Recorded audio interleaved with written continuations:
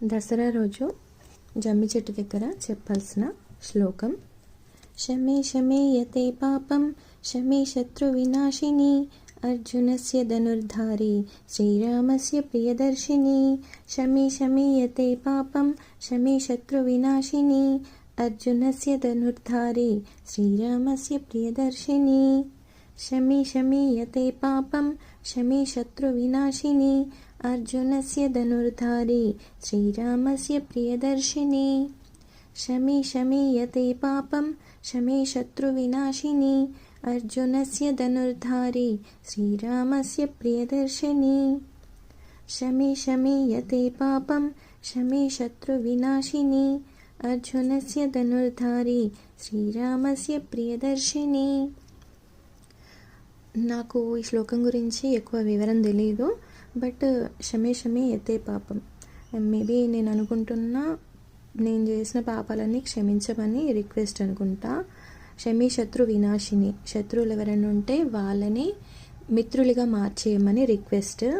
అర్జునస్య ధనుర్ధారి, అర్జునుడు పంచపాండవులు ఉన్నారు కదా, వాళ్ళు అరణ్యవాసానికి వెళ్ళినప్పుడు వాళ్ళ ధనుర్బాణాలు ఉంటాయి కదా, అంటే వాళ్ళ వెపన్స్ అన్నమాట, వాటిని ఈ చెట్టు పైన పెట్టి వెళ్ళిండ్రనమాట వాళ్ళు వనవాసానికి. శ్రీరామస్య ప్రియదర్శిని అంటే రాముడి ప్రియురాలైన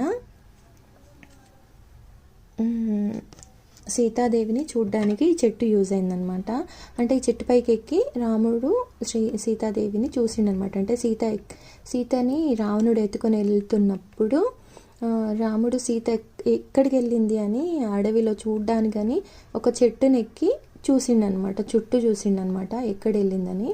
ఆ చూసినప్పుడు శ్రీరాముడి ప్రియని దర్శింపజేసిందనమాట ఈ చెట్టు, అదిగో అక్కడ వెళ్తుంది అని. సో ఆయనకు ఒక క్లారిటీ వచ్చింది, ఆమె ఎక్కడ వెళ్తుంది, ఎవరు తీసుకెళ్తున్నారు అనే ఒక క్లారిటీ వచ్చిందనమాట. అందుకని ఈ చెట్టు శ్రీరాముడి ప్రియురాలైన సీతాదేవిని చూపించింది కనుక శ్రీరామస్య ప్రియదర్శిని అంటారంట. నాకు క్లియర్గా తెలీదు. అయితే దసరా వచ్చేది ఎందుకంటే మన శత్రువులని మిత్రులుగా మార్చుకోవడానికి, మరి మనం చేసిన పాపాలని క్షమించమని రిక్వెస్ట్ చేయడానికి అట్లా అనమాట.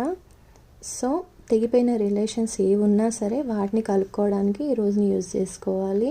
ఈగోస్ అన్ని పక్కన పెట్టి ఒకవేళ తప్పు అటున్నా ఇటున్నా కలవడానికని ఒక రోజుని క్రియేట్ చేసిండ్రు అనమాట. బట్ ఈగో డామినేట్ చేస్తుంది కదా, కలవనియదు. బట్ ఈగోని డామినేట్ చేసి కలవండి.